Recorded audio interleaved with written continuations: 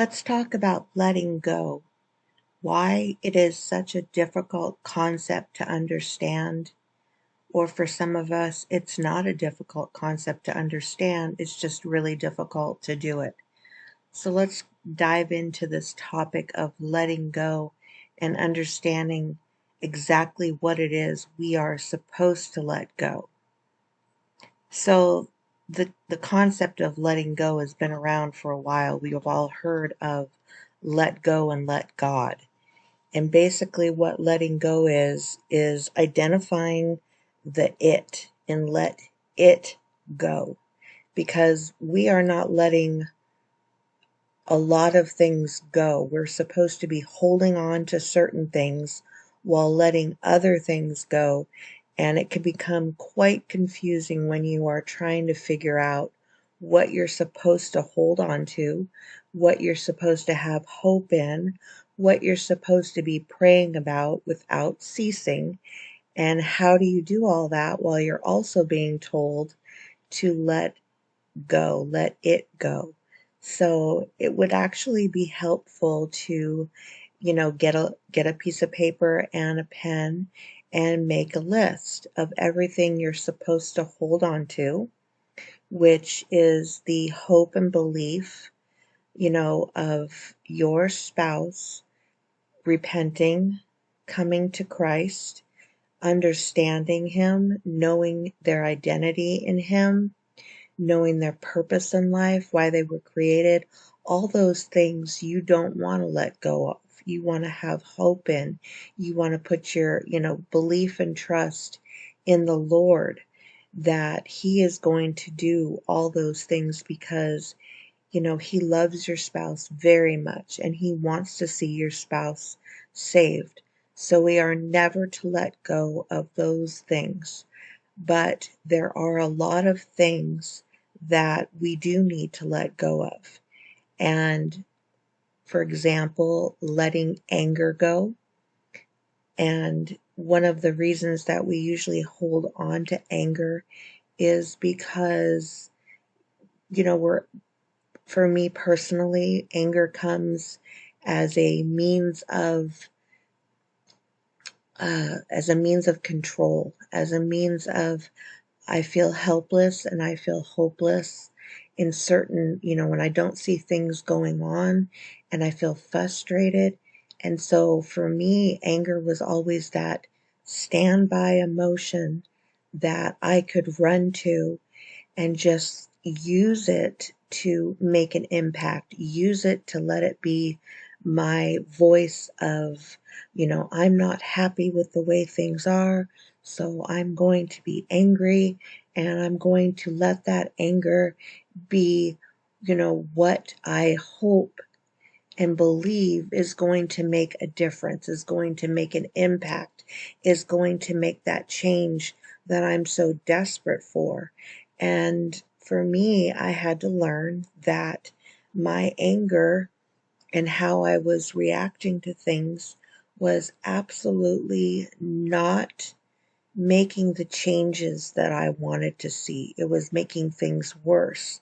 In the moment, it probably did feel good to be doing something because a lot of times we feel so helpless and we want to be doing something. And anger gives us that something to, it gives us that feeling that we are doing something, that we're working towards something positive. But in truth, anger is not doing that at all. Even though in the moment it really will make you feel like you are, doing it. You are doing something positive and in the right direction to make the changes that you want to see. Some of the other many things that we need to let go of are letting go of the need to know exactly why our spouse, turned their heart over to rebellion and selfishness.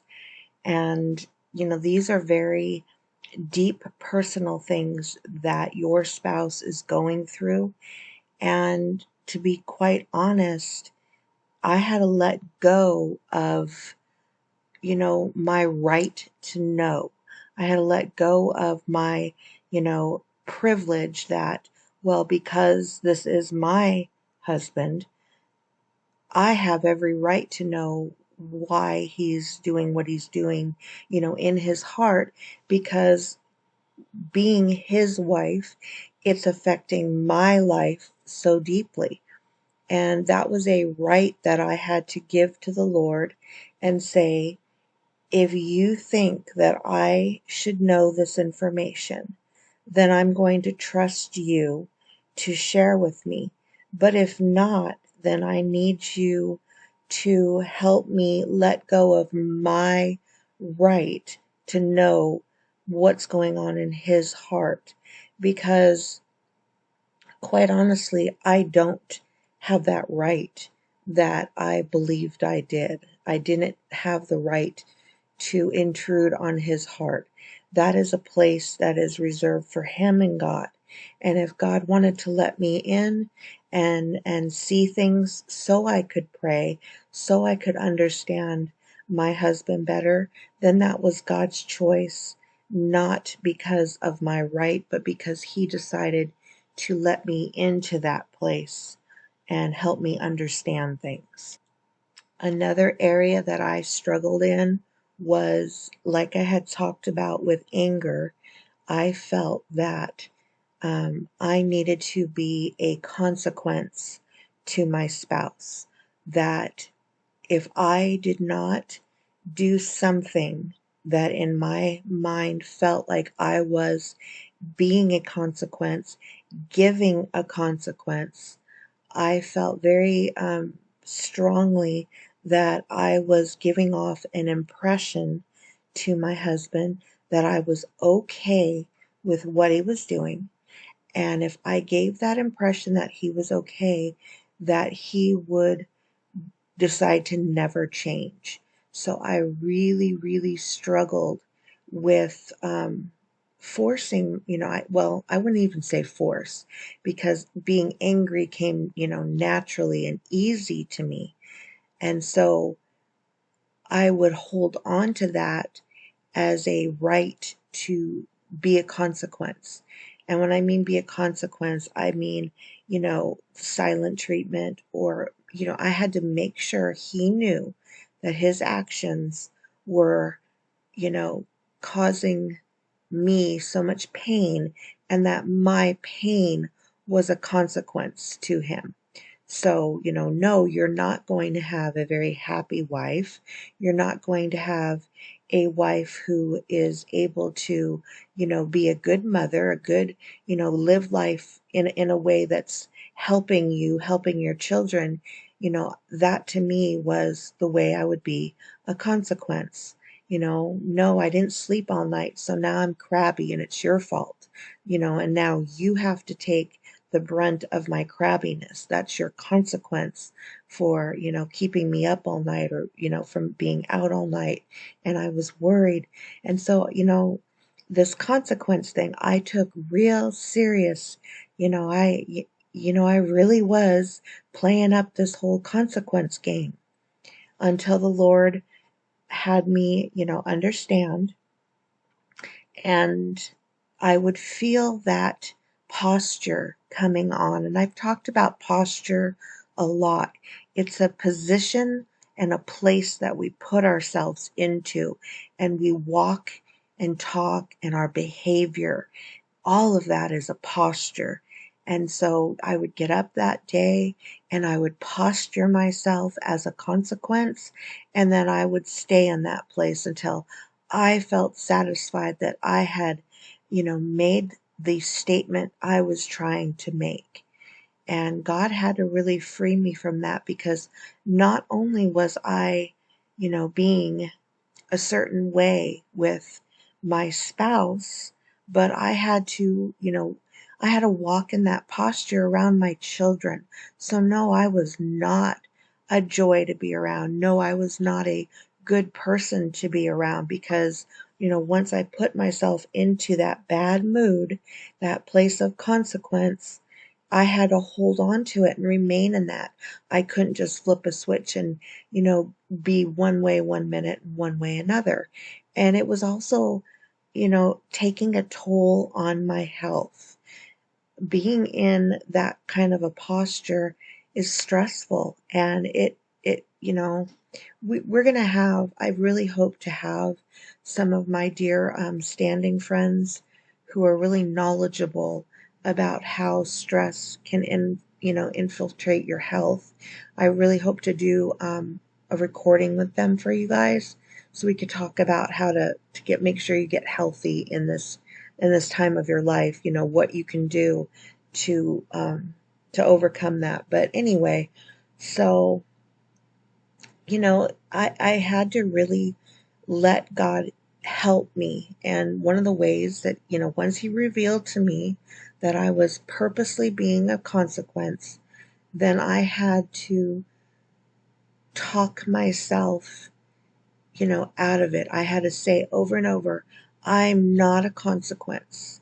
I cannot be a consequence. I cannot take on a responsibility that was never meant for me to do this on purpose. And I would have to really open my eyes to what I was doing and say, Sheila, you're being manipulative on purpose. When you purposely posture yourself as a consequence, you are taking that out of God's hands, and you are trying to do something that only God can do the right way.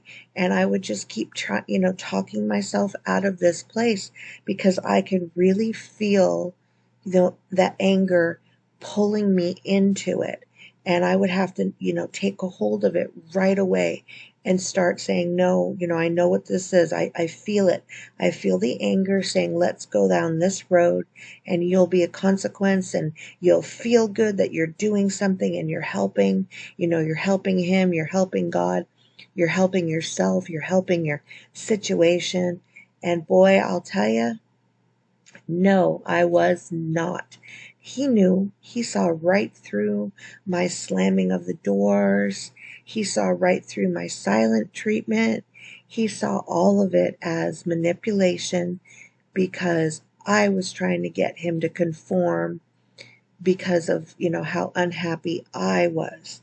And, they have their own way of really, missing what they're doing, so they can just focus on how you're being manipulative. So no, not helping, was not helping at all.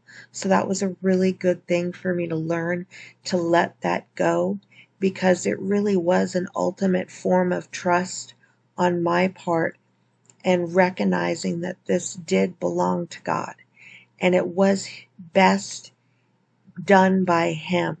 And God really does set up consequences through the laws of reaping and sowing. Reaping and sowing is such an amazing concept, because He almost doesn't even have to do anything. He just sets in motion. You sow, and out of your sowing, you will reap. If you sow seeds of sin, you will reap the consequences. So no, I did not have to purposely become a consequence. Now, there were times when I just woke up sad, woke up crying, woke up, really in grief over what was going on in my husband. And that was real. That was real in me. I didn't have to act. I didn't have to posture myself. I didn't have to do any of that. I just naturally was, grieving over his snare that he was in. So yeah, that is a natural consequence. So I'm not saying that you're not allowed to be real and feel what you're feeling, and whatnot. And sometimes, I would keep that, I would take that to the Lord privately, because I knew that at the moment that I was feeling those things, I knew the headspace my spouse was in. And while he may not have thought it was manipulative, it definitely would have brought on more shame, more condemnation, even though that's not what I was trying to do. So I knew at certain times, to really hold back. And that was from direction from the Holy Spirit. I don't believe that we're ever to be, lying and deceiving ever. But the Holy Spirit will lead you and guide you on when is a good time to go secretly, into prayer with your feelings and emotions, and when to let your spouse know exactly how you're feeling. And more often than not, he's going to want you to come to him and deal with how you're feeling privately, because your spouse just is not able to handle what you're going through. And until they are, he wants to be that help for you. And it's also a really good way for you to learn how to go to the Lord and how to not use your feelings and emotions to try to get your spouse to change. And speaking of getting your spouse to change, that was another big thing that I had to let go. I would think that if I did this, that would bring change to him. If I, worked on the many different areas that he had brought up as the reasons why, he was doing what he was doing, then I would, think that, okay, well, if I change all those areas, then it's going to stop, it's going to remove the reasons why. And I found that, if I did those changes for him, that wasn't really being, it wasn't the way God wanted me to view the changes that needed to take place in me. I had to really trust God with giving God the timeline in my heart, as far as, if I saw, let's say, the control, I would try to stop controlling my spouse. Well, I was only working on the control. I was not actually working on the reasons why I was controlling.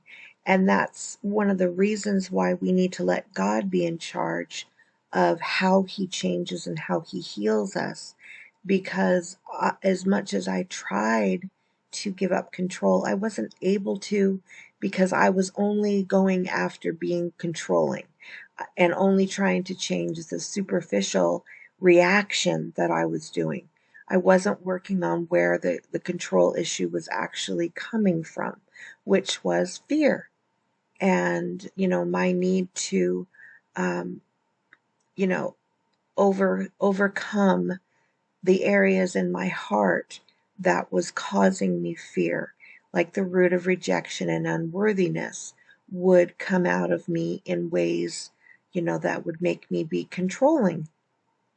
But see, God already had seen all this. He already knew all this, and he was already working on all this. So while I was just working on trying to stop being controlling and failing miserably, and then beating myself up, day and night for failing miserably, I had to let go of all that, and just really trust God that he knew what he was doing in my heart, just like he knew exactly what he was doing in my spouse's heart as well.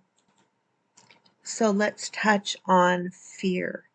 Um, a lot of times I had so many fears that would, they would come at me in so many different ways. And these were things that I had to let go of. I had to let go of my needing to know and being afraid if I didn't know exactly what was going on. I had a lot of fear that my spouse would never forgive me, or that, this was the new him. A lot of times your fear is because you're seeing with your eyes and you're believing with your heart that this is the new reality, instead of being reminded of, who your spouse really is, and getting your eyes off of what you're seeing in the moment.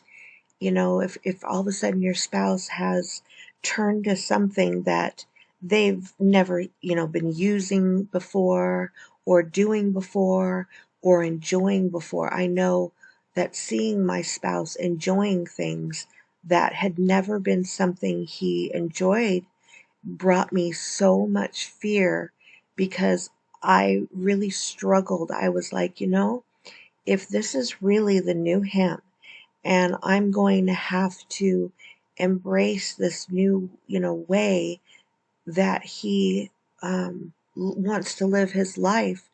I had so much fear. I was like, Lord, I really don't know if I'm ever going to be able to embrace this. So I had a lot of fear with that. Fear that, when we did get restored, would I love him the same way? Would I accept him the same way? Would I be able to trust him? All these areas, there was so much fear that surrounded the what ifs and the how is this going to work. And one of the ways that I was able to let it go was to say, you know what, Lord? You already see the beginning to the end. You've already planned all this. You've already purposed all this to be worked out. And I can't imagine that you would bring us to one spot to dump us off and leave us there and let us struggle. So I would have to really believe, take a hold of my fears and say that God is going to see us through every one of the things that I'm concerned about. If I'm going to be concerned that this is, him now, this is his new way of enjoying things, God's going to help. And that's either going to be, he's going to remove that area from my husband's heart that he's enjoying, or he's going to change me, out of that place of fear and not being able to accept it. Another thing that I had to let go of was time. And boy, let me tell you, I would say that time is the biggest struggle for standers, because when you are in so much pain, your only thought really is that if this stopped right now, I wouldn't be in the place I was. I am. I would not be in this painful place of suffering, this place of fear, this place of uncertainty, insecurity, rejection, abandonment. You know, everything that you're going through, you pretty much come up with this solution that if this ended right now, my life could go back to normal. My life could go back to peace. I could be happy.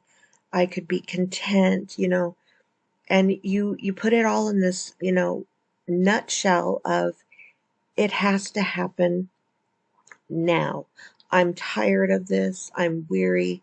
So that's when I say time, that's a big struggle, because we put it all on timing and not on, you know, God's plan.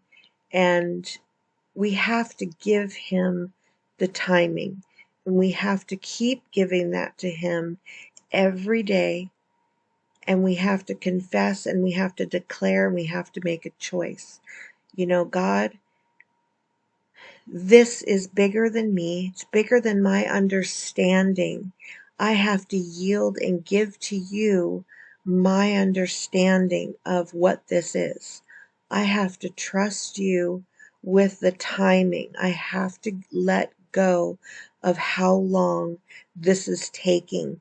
I have to let go of my fear of how much longer this is going to go on. And I have to trust that you are not lingering. You are not delaying things. You are not just, putting this on the back burner and you're ignoring it, and you're just that it's not important to you. Because when we are in pain, it is very, very important to us. It's our first priority to get out of the pain. It's our first priority to become secure. It's our first priority to stop suffering, and all those things that you're going through. That becomes a real priority for you. But when you are believing that, well, for God, He's not suffering, He's not insecure, He's not afraid, He's not feeling any of the things that you're feeling. So you will immediately believe that, well, this must not be a priority for God. Otherwise, He would be on it. He would be all over, and I would see all the changes, which to me would convince me that God was taking this serious. And we have to really understand that is not how God works. That is not how He is working all of this out in your spouse's life. It is a priority. Everyone that is lost and perishing and in sin in any area of their life, to where it is pulling them away from Him, is an absolute priority to God. But because He's going to handle it in the best possible way, and you don't see that, you have to instead trust. So you've got to let go of all of those areas where you are believing the worst about Him.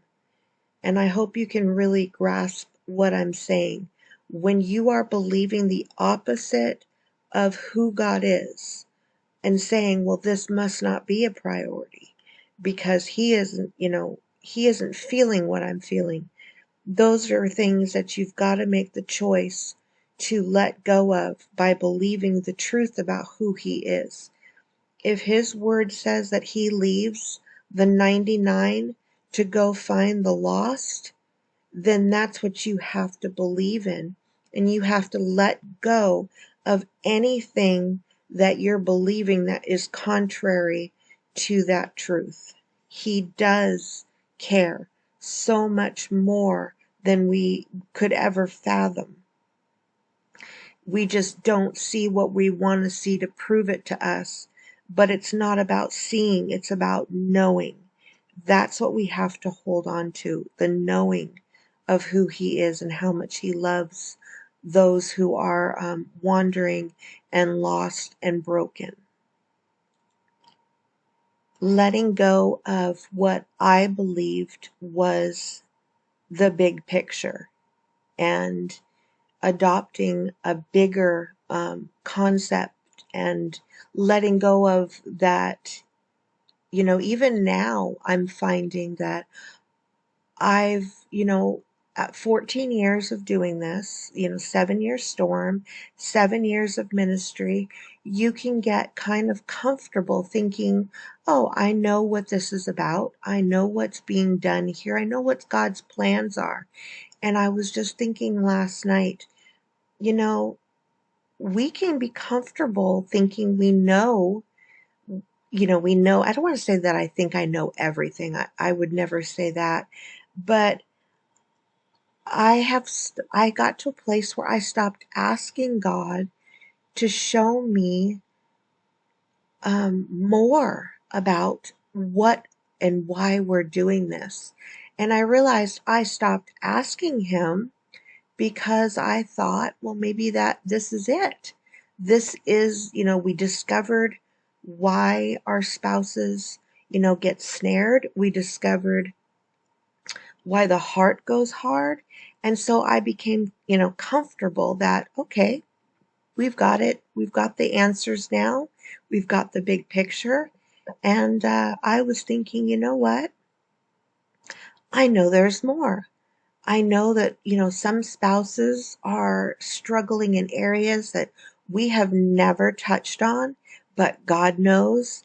And so I'm believing and praying that God will reveal more insight to all of us and help us understand, what we are not yet been shown, what hasn't been yet revealed to us.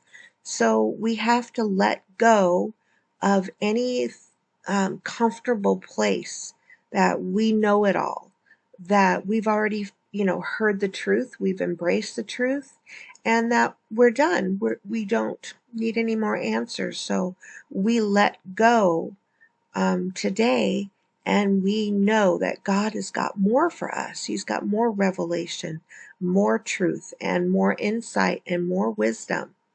And He wants to reveal that to His children who are, partnering with Him, standing for those who are lost.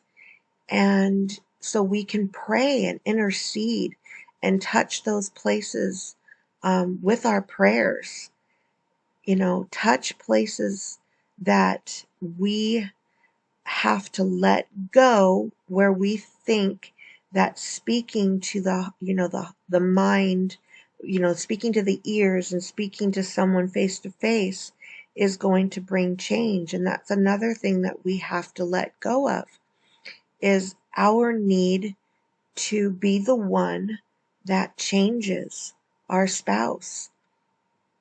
And that is such a big, big thing that, we take that upon ourselves, that, we've got to be the one that does it. And that's something we have to let go and let God be God. And, we've got to let go of our pointing things out that they're doing wrong. We've got to let go of being critical. We've got to let go of being snippy, and, all of those things that we take upon ourselves, that we are telling our spouses openly that they are, hurting God, that they're hurting us. They know that. They know that. And we have to let God be the one, because He knows how to speak to their hearts exactly in the right way to get their attention. Just like He sent Nathan to David, we've got to give God that option, to speak how He wants to speak. Some of us need to let go of people that we constantly are running to, because they're, I found in my life that the worst people for me to run to get help from were the people that were the ones so willing to give me the wrong advice. It was people that, if I had someone that would pray with me, someone that would, stop my fears, those were the people that I would turn to last, because for me, they weren't feeding the flesh like I wanted. If I was afraid, I wanted someone who would agree with my fears, someone who would feed my fears, someone who would, if I wanted to gossip and slander, then I didn't want to call up someone who would immediately say, stop, we're not going to go there, we're not going to gossip, and we're not going to slander. No, I would call that person that I knew would enter into my place of gossip and slander, who would, justify me and vindicate me and give me the sympathy I wanted. And, real fast, I had to learn that those people were people I needed to let go of. And I needed to just be, very isolated in who I shared with, and trusting, those people were going to be those who would help me get out of my flesh and really focus on where God was trying to take me. And I didn't have very many. I only had two. And over time, because my storm was so long, I got to a point where I felt really bad about burdening them so much. You know, in the beginning, when you're so in pain, you don't really, you'll run to people at all hours, and it's in your desperation. But over time, you'll learn to let that go, where you don't need to just run straight to people so much. And that comes as you start to really learn and trust God. So that was another big letting go for me. I didn't need to pick up the phone. I didn't need to run, when I was afraid. I didn't need to do that. I just needed to learn to go to the Lord. And I would go straight to my room, throw myself down on the bed, face first, posture myself. And I just recently discovered that um, that is a posture of trust, is laying face down. And I was doing that without even realizing what I was doing. So a couple other areas that we have to let go is expectations and assumptions. And those are, believe it or not, two really different things. So for expectations, I would expect my husband to act like the man that I knew. I expected that he was going to act normal, healthy, led by God. And because of my expectations, I was the one always setting him up for a fall, setting myself up to get hurt and disappointed and become afraid, because anytime he didn't act according to my expectations, then of course it only, terrified me that, wow, he really has changed. I really have lost him. The real him is really gone. So because I didn't, embrace what was going on at the moment, not expect him to act according to who I knew him to be in the past. You know, the heart is a temporary state. If you were to think of someone, a person, and the hard heart comes and just freezes the heart. So it's not, it's temporary changing. And there is a thawing that comes, and the heart goes back to where it was supposed to be. Now we're hoping and believing that the heart is now surrendered to God, it's repentant, it's changed.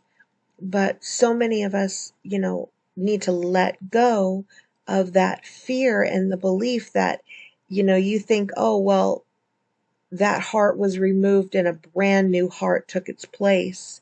And that's not the case at all. That's not, you know, it's the heart of stone. And that God, removes that stone to make it a heart of flesh again. And these are things that, you have to believe and know that they are temporary.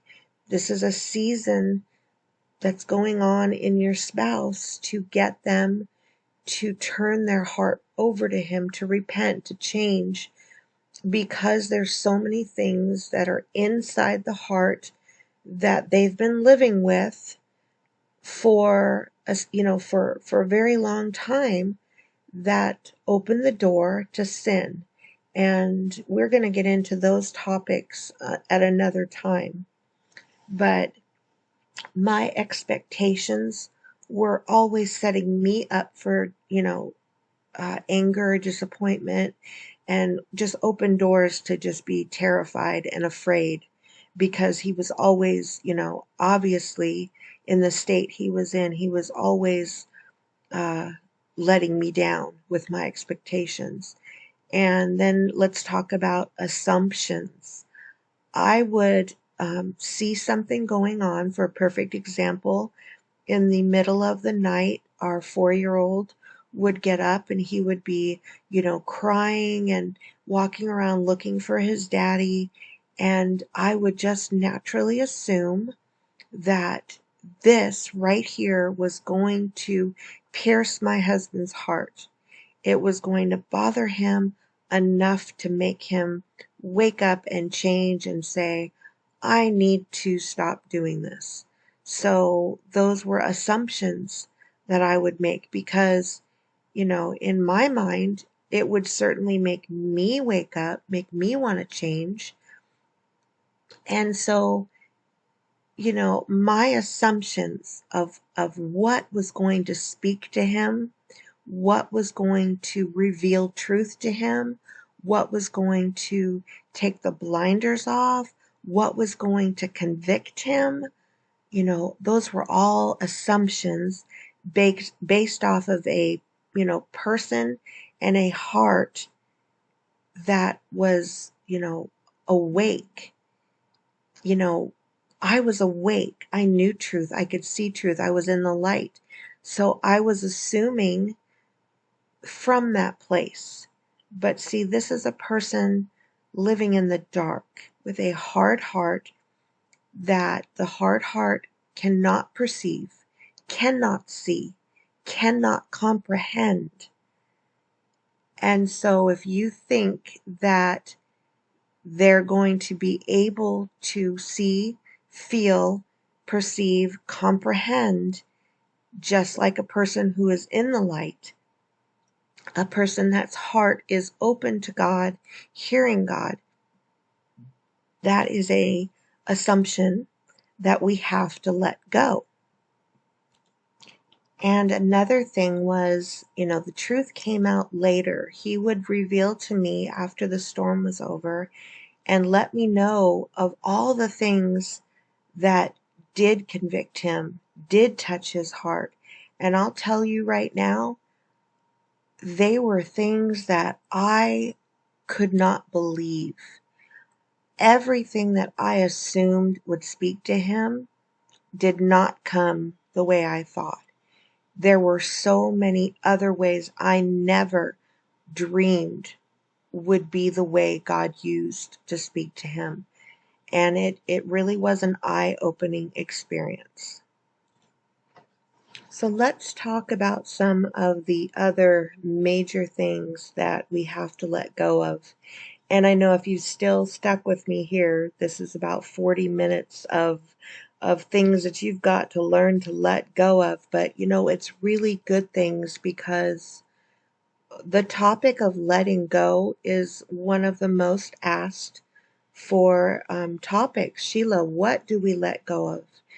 How do we let go, but also pray?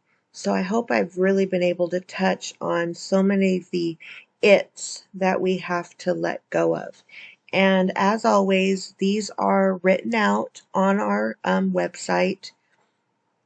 I believe one of them is called Letting Go is the Ultimate Form of Trust.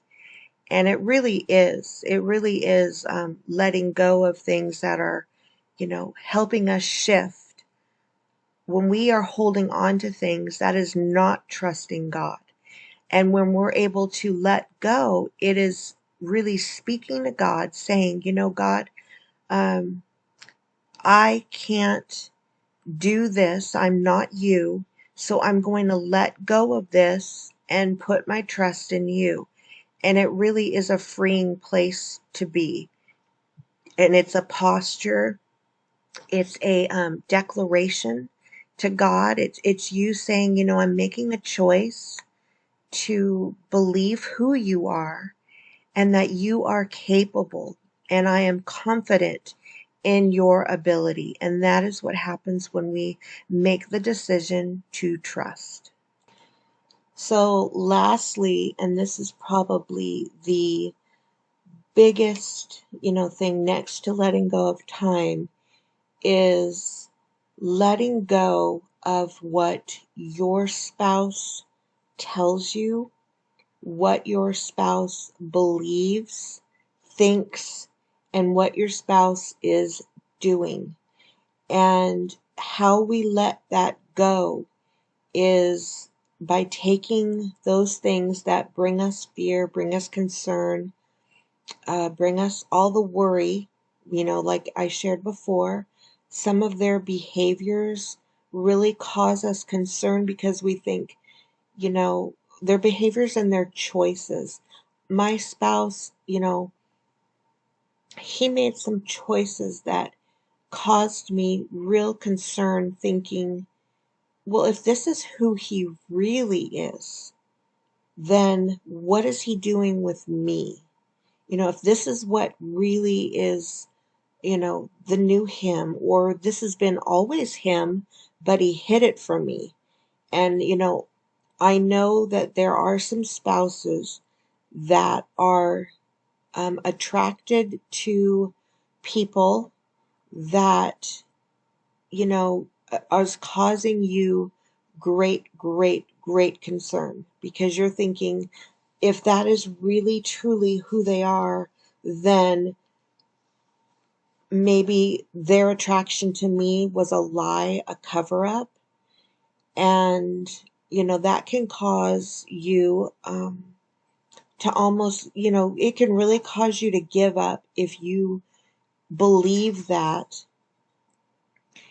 And I can't convince you. You could read a million testimonies that have showed you that someone, was in a deception where they were attracted to someone that was not you, or anything to do with what you look like, or, who you are. And the testimony will say that, that person was set free and it was all, a bondage. But you need to hear from the Lord for certain things, because I believe sometimes that fear can be so great that it'll be something that keeps coming back around over and over, especially when they become more and more and more tangled in that lifestyle.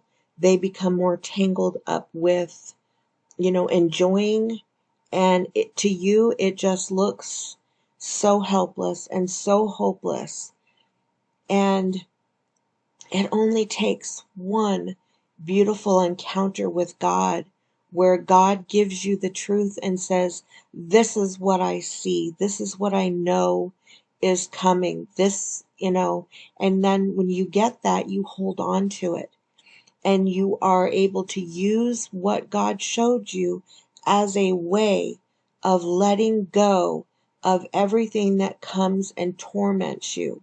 And so that was the whole what I was trying to get at is, we have our list of things that we hold on to because they told it to us, or we saw it, or we snooped, and, we got the evidence that we need. Now we have all this.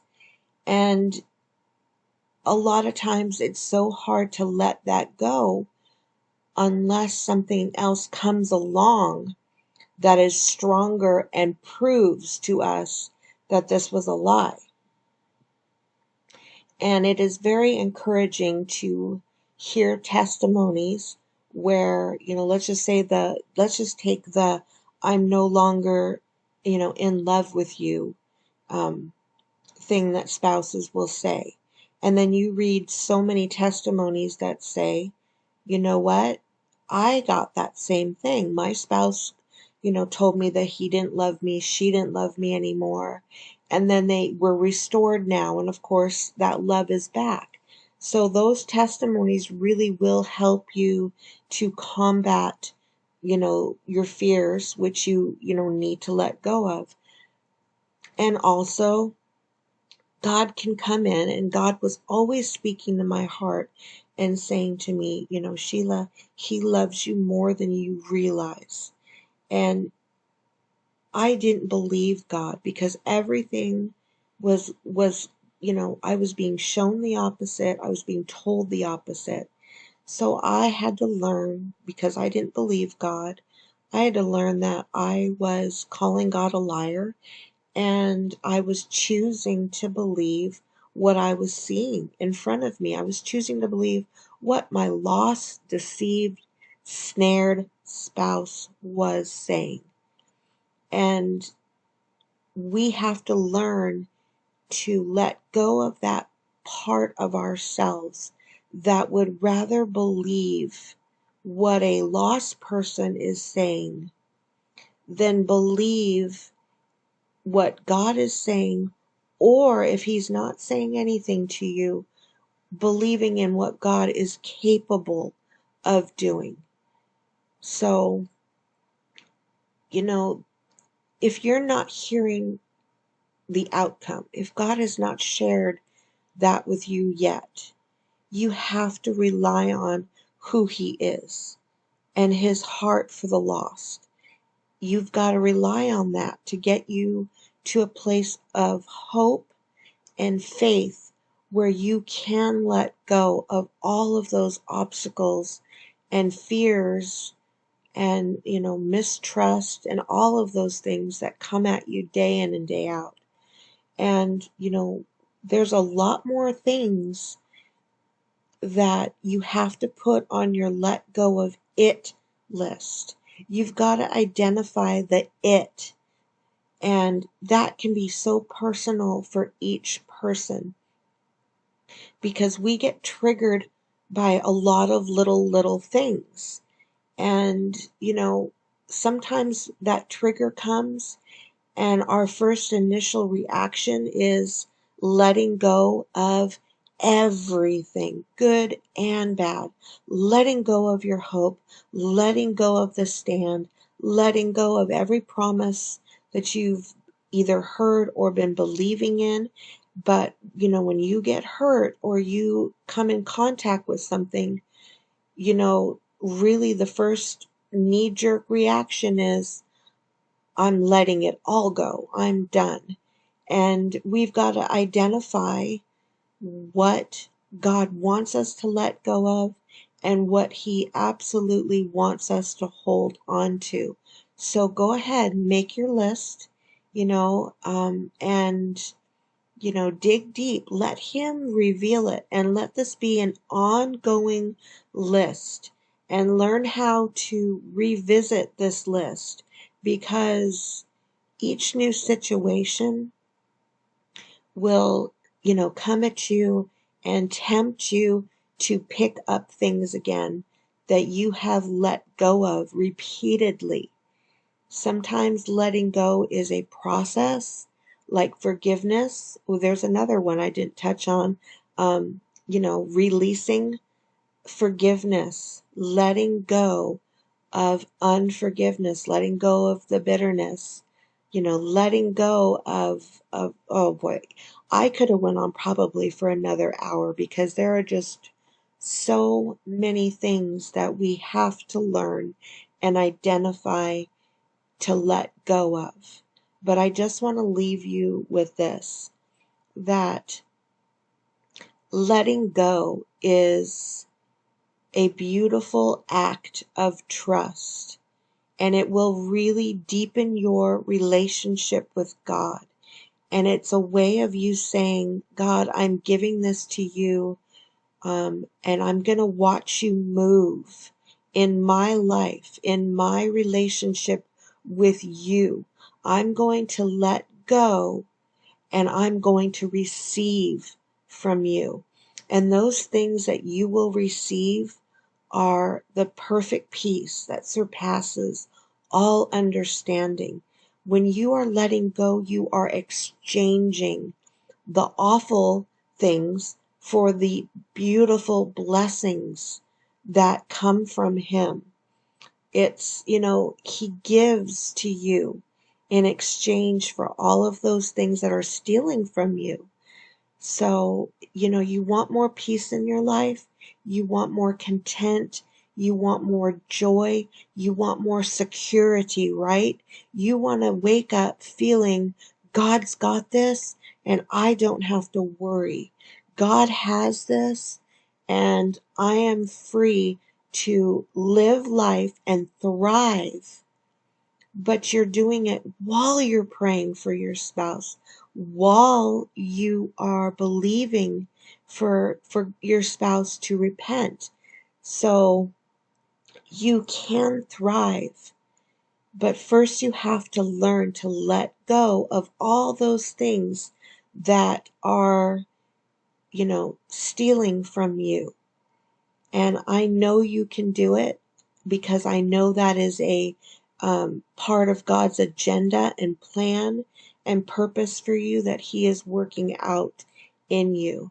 So I love you guys. I am praying for you. I know that God is working all of these things out in your heart, and He will help you make out that list of things to let go and be free of. And I would love to hear from you as you prosper in this place. God bless you. God bless you.